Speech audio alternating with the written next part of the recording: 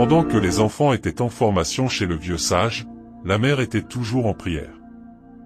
Après plus d'une semaine et demie de formation, les enfants se sentaient déjà prêts à relever le défi. Mais le moment n'était pas encore choisi.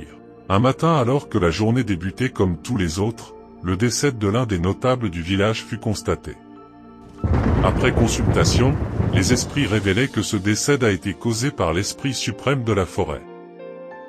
Bouleversés par la culpabilité de la mort du notable, les enfants décident de prendre en main leur destin. Alors qu'ils se préparaient pour leur grande aventure, un soir, les enfants se rendirent chez le vieux sage pour prendre sa bénédiction.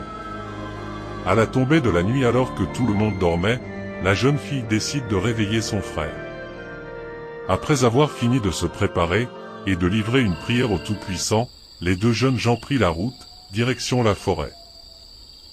Malgré le sommeil, les enfants étaient décidés. Sur le chemin de la forêt, ils admiraient la nature. Le froid et l'épure que la végétation africaine offrait de mieux. Malgré les bruits des animaux, nos deux enfants n'avaient pas peur. Ils continuaient leur chemin jusqu'à la rentrée de la grande forêt. À leur gauche, on trouvait le cimetière des ancêtres, et à leur droite se dressait une colline. Tout d'un coup, une voix se fit entendre. « Mes enfants, où est-ce que vous vous rendez à cette heure tardive ?» Surpris par la voix, les enfants regardaient dans le sens de la voix. Et voilà, c'était un vieillard avec une longue barbe assis sur un trône traditionnel. À la vue de ce vieillard, les enfants se mirent à flipper. Mais se ressaisirent vite. La jeune fille répond au vieillard en ces termes. « Bonjour papy, en fait nous nous rendons dans la forêt sacrée afin d'honorer le pacte de cette épreuve. » Vous ne trouvez pas que vous êtes trop jeune pour cette tâche? Pourquoi ne pas choisir une personne plus grande et plus forte pour cette tâche? En fait, nous n'avons aucune idée, nous allons seulement honorer le pacte de nos ancêtres. Concernant le choix qui s'est porté sur nous, nous-mêmes avons été surpris de la nouvelle.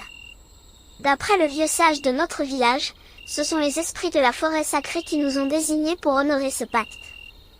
Alors, nous n'avons pas d'autre choix que de respecter la volonté des esprits. Le vieillard se mit à sourire. Et il dit, « Du courage, mes enfants.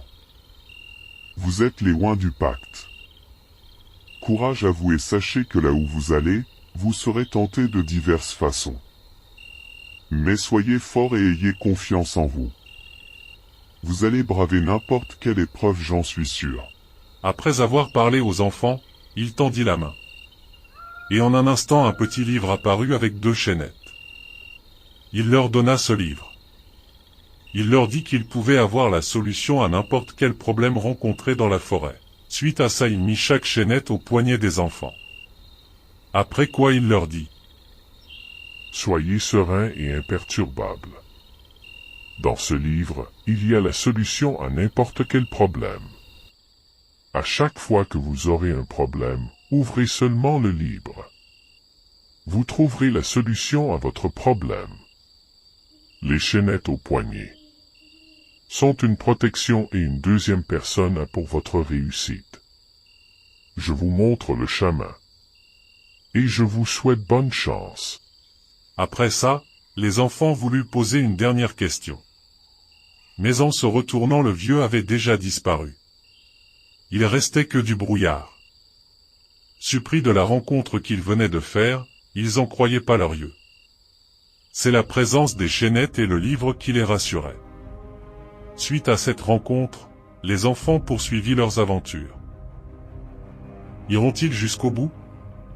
Parviendraient-ils à résoudre cette énigme? Seule la suite nous le dira.